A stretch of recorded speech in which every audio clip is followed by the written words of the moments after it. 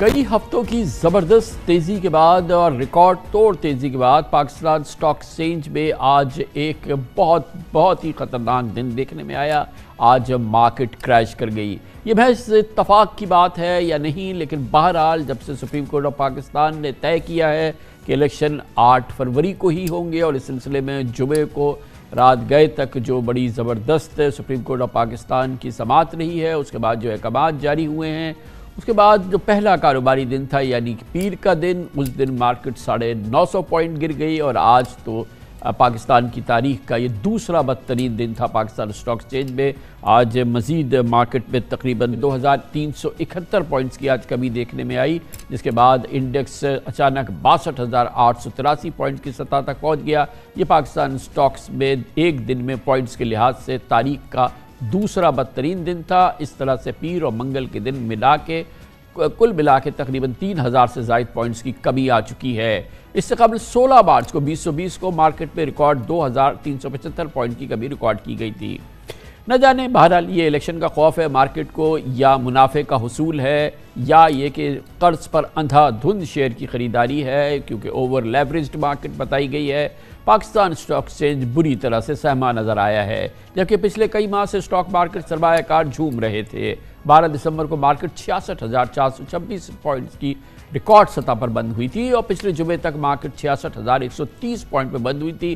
गोया कि जिस दिन सुप्रीम कोर्ट ऑफ पाकिस्तान की कार्रवाई हो रही थी उस दिन भी मार्केट तेज़ी से आगे बढ़ रही थी जुमे वाले रोज़, और मार्केट 66,130 पॉइंट पर पहुंच गई थी। फिर उसी रोज़ रात को मुल्क भर में 8 फरवरी को इंतखाबात कराए जाने से मुतालिक अहम फैसला सामने आया। 2 दिन की तातील के बाद जब कल मार्केट खुली तो इब्तदाई तौर पर मुस्बत था, मगर दिन के अख्ताम में 950 पॉइंट की कमी हो चुकी थी। गोया गुज़िश्ता 2 सेशंस के दौरान 3297 पॉइंट्स की कमी हो चुकी है। माहिरीन का ख्याल है कि कई स्टॉक ब्रोकर्स ने उधार पर भी शेयर ले रखे हैं और अंधाधुंध शेयर खरीदारी की है उधार पर, और वो बहुत बड़ा उसमें सूद होता है जो कि मार्केट का सिस्टम है। उस हवाले से ये तमाम सूरत हाल देखने में आई है और शायद यही एक बड़ी वजह बनी है। दूसरी जानिब बाज़ लोग समझते हैं कि ज़बरदस्त मार्केट में तेज़ी के बाद कुछ सरमायाकार शायद प्रॉफिट टेकिंग भी करना चाहते हैं, इस वजह से दबाव देखने में आया। मगर बहरहाल मजमूई सूरत हाल ये है कि 2 बहुत ही दबाव वाले दिन जो हैं बिल आखिर हमने पाकिस्तान स्टॉक एक्सचेंज में हमने देखे।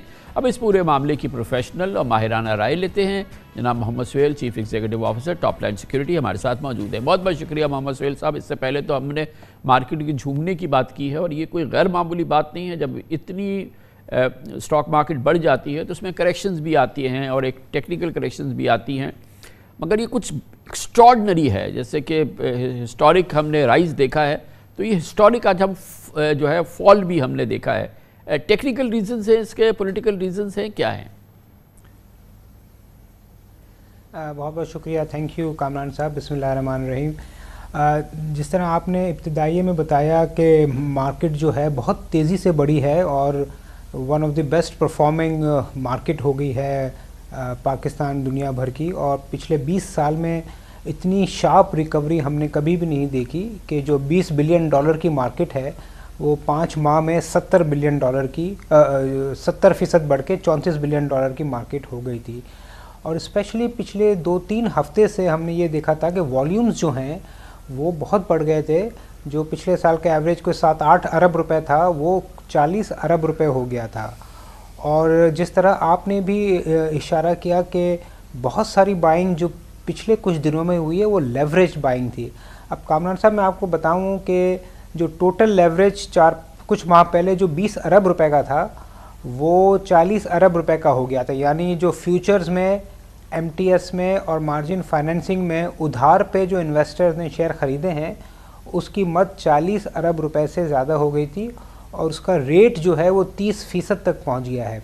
तो जब इतनी ज़्यादा ओवर लेवरेज मार्केट हो जाए तो कोई ना कोई छोटी सी भी खबर बहुत बड़ा इम्पैक्ट क्रिएट कर देती है, और यही हमने देखा कि आज मार्केट कोई 3.5-4% गिर गई। और तो फंडामेंटली कोई मेरे ख्याल में नेगेटिव न्यूज़ नहीं थी, सिर्फ ख़बर ये थी कि जो लेवरेज पोजीशंस थी या वो स्क्वायर अप हो रही थी, जो ब्रोकर्स हैं अपने मार्जिन कॉल्स को स्क्वायर कर रहे थे, और हमने देखा है कि एक पैनिक नुमा सिचुएशन थी। तो जो सबसे बड़ा रीज़न है, ट्रिगर किसने किया इस माहौल को?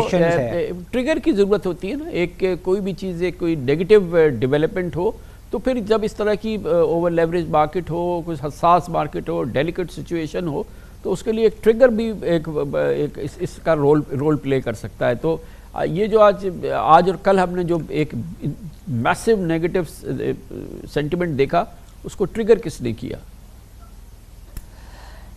देखिए, ट्रिगर की कोई ख़ास वजह नहीं है मेरे ख्याल में। जो ईयर एंड की वजह से जो इदारे हैं, हमारे लोकल इंस्टीट्यूशंस हैं, वो थोड़े से सेलिंग कर रहे थे। आज भी म्यूचुअल फ़ंड, जो लोकल म्यूचुअल फ़ंड है, उन्होंने $4 मिलियन की फ़रोख्त की है। ऑल्दो जो फॉरेन इन्वेस्टर्स हैं उनका कॉन्फिडेंस बढ़ रहा है, उन्होंने बहुत ख़रीदारी की है, मगर ईयर एंड की वजह से काफ़ी इंस्टीट्यूशंस जो हैं वो सेलिंग कर रहे थे, वो मार्केट को ट्रिगर किया है। और दूसरा, जिस तरह मैंने कहा कि बैंक्स और जो दूसरे इदारे होते हैं जो शेयर फाइनेंसिंग मार्केट में लेंड करते हैं, वो भी ईयर एंड की वजह से अपनी लेंडिंग रोके हुए हैं। तो बज़ाहिर लगता है कि शायद ये महीने के ख़त्म होते ही जब जनवरी शुरू हो तो जो फाइनेंसिंग का इशू है वो रिजॉल्व हो जाए और मार्केट रिकवर कर जाए। प्रॉफिट टेकिंग का कितना बड़ा हाथ है? जब इतनी मार्केट राइज कर जाती है, इतना बड़ा हो जाता है, तो लोगों के लिए एक अपॉर्चुनिटी भी होती है ना कि कुछ प्रॉफिट टेकिंग करें, ईयर एंड है, मुंह मीठा करें। बिल्कुल कामरान साहब, ये देखें, प्रॉफिट टेकिंग तो पिछले 2-3 हफ्ते से चल रही थी, मगर बहुत सारे जो इदारे होते हैं उनको अपने एनुअल अकाउंट्स को में जो रियलाइज प्रॉफिट्स बताने होते हैं। और हमने यही देखा है कि बैंकिंग सेक्टर ने शेयर्स में फ़रोख्त किए, जो नेशनल क्लियरिंग का डेटा होता है। और बैंक्स का ईयर एंड होता है दिसंबर, तो वो चाहते हैं कि काफ़ी सालों के बाद इस साल कैपिटल मार्केट, स्टॉक मार्केट से गेन आ रहा है तो रियलाइज़ कर लें।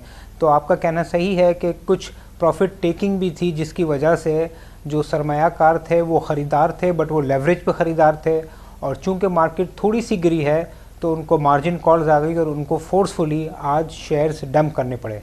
तो अब इसमें थोड़ी सी बेहतरी आई है, यानी कि वैल्यूएशन जो पहले भी अट्रैक्टिव थी, अब आज सेलिंग के बाद कुछ और उसमें तो फिर मज़ीद थोड़ी मज़ीद उसमें अट्रैक्शन नज़र आई हो, तो ये रिकवरी और वो सेंटिमेंट्स तो जो थे वो तो अपनी जगह बरकरार हैं, जिसकी वजह से मार्केट इतनी बड़ी थी, वो तो सॉलिड रीजंस थे, वो तो अभी भी बरकरार है। तो रिकवरी में कितना वक्त लगेगा? बिल्कुल, मेरे ख्याल में फंडामेंटली मार्केट में कोई नेगेटिव चीज़ नहीं है। जो अर्निंग्स की एक्सपेक्टेशन है, जो जनवरी में रिज़ल्ट्स आएंगे, वो भी उम्मीद है कि डिविडेंड्स और रिज़ल्ट्स अच्छे होंगे। तो बज़ाहिर ये एक टेक्निकल ओवर लेवरेज या ओवर बॉट होने का रीज़न है। जिस तरह मैंने कहा कि कुछ दिनों में ये जो ओवर लेवरेज पोजीशन अगर स्क्वायर हो जाती हैं तो मार्केट बिल्कुल रिकवर कर सकती है, वरना जनवरी में तो काफ़ी उम्मीद है कि मार्केट बेहतर हो जाए, क्योंकि जो शेयर फाइनेंसिंग रेट्स हैं जो 30% से ज़्यादा हो गए हैं, वो हम उम्मीद कर रहे हैं कि नई फाइनेंसिंग के साथ ही 30% से कम बहुत जल्द हो जाएंगे। तो ये जो बड़ी हम बाउंस मज़ीद देखेंगे इसमें, तो वो कहा ही जाता है माहिरीन को, इसमें इंटरेस्ट रेट्स जब कम होंगे वो एक बहुत ही मैसिव एक ट्रिगर होगा। वैसे मार्केट की क्या एक्सपेक्टेशन है इंटरेस्ट रेट्स के हवाले से फॉरवर्ड लुकिंग? देखिए, जो मार्केट की रीसेंट रिकवरी आई है उसमें इंटरेस्ट रेट की गिरने की तवक्कुआत शामिल हैं, और मार्केट एक्सपेक्ट कर रही है कि जनवरी नहीं तो मेरे ख्याल में फरवरी में इंटरेस्ट रेट गिर जाएंगे। और उसकी इंडिकेशन हमें T bill auctions, PIB auction में भी मिल रही है। तो जनवरी में आपने बिल्कुल बजा कहा, जनवरी फरवरी में ना सिर्फ इंटरेस्ट रेट्स की कमी की उम्मीद है, बल्कि जो रिज़ल्ट्स हैं वो भी अच्छे आएंगे, उसकी भी उम्मीद है। इलेक्शंस भी अगर बाखूबी स्मूथली हो जाते हैं तो वो भी एक ट्रिगर होगा। और एक बड़ी इंटरेस्टिंग बात यह है कि हमारे लोकल म्यूचुअल फंड्स ने तो आज भी सेलिंग की है, और over the period this year वो सेलर ही रहे हैं, मगर फॉरेनर्स का इंटरेस्ट बहुत ज़्यादा रहा है। 1 नवंबर से लेकर अभी तक कोई 6 से 7 हफ्ते में कोई 60-65 मिलियन डॉलर की बाइंग फॉरेनर्स ने की है। और इंटरेस्टिंगली कामरान साहब, आज मार्केट में पैनिक था, और जो नंबर्स आए हैं नेशनल क्लियरिंग के, उसके हिसाब से कोई $4 मिलियन की नेट बाइंग फॉरेन कॉर्पोरेट्स ने की है, जो इंडिकेशन देता है कि फॉरेनर्स का भी कॉन्फिडेंस मार्केट पे ये बहुत पॉजिटिव है। सुहेल साहब, आपका बड़ा तजुर्बा है, पल्स पे हाथ है आपका, कि मार्केट कितनी इंटरेस्टेड है। इलेक्शन तो अपनी जगह ठीक है कि इलेक्शन हो, लेकिन फ्री फेयर इलेक्शन हो, रिप्रेजेंटेटिव इलेक्शन हो, और ऐसे इलेक्शन हो विच आर सीन एज के ये कि रीजनेबल फ्री फेयर इलेक्शन हुए हैं, और जिसकी वजह से कोई किसी किस्म का कोई डिस्कॉर्ड फिर सामने नज़र ना आए और फिर वो उस तरह का सूरत हाल नज़र ना आए जो गुज़िश्ता इलेक्शन में होते हैं कि जो अपोजिशन की पार्टी या कोई एक बड़ी पार्टी जो है वो उसको तस्लीम ही नहीं करती और फिर उसकी मुसीबत हो जाती है। वो कोई एंग्जाइटी है मार्केट में उस हवाले से कि भाई इलेक्शन हो तो बिल्कुल साफ सुथरे और एक्सेप्टेड इलेक्शन हो? देखें, आइडियली तो मार्केट चाहती है कि हर चीज़ फेयर, ट्रांसपेरेंट और इंडिपेंडेंट हो और जो भी पार्टी आए उसको अपोजिशन तस्लीम करे, मगर अनफॉर्चुनेटली पाकिस्तान में और पाकिस्तान जैसे जो दूसरे ममालिक हैं कुछ, उसमें हमेशा इलेक्शन में कंट्रोवर्सीज़ तो रहती हैं। मगर आज की तारीख़ में जो कंसर्न है सबसे ज़्यादा मार्केट पार्टिसिपेंट्स का कि किसी तरीके से भी स्मूथली इलेक्शन हो जाए, ट्रांसफ़र ऑफ पावर स्मूथली हो जाए और उसके बाद आने वाला जो चैलेंज है IMF का लोन, वो किसी तरीके से आसानी से हो जाए। तो ये अगर चीज़ें स्मूथली हो जाती हैं तो मेरे ख़्याल में मार्केट का कॉन्फिडेंस जो है वो बरकरार रहेगा।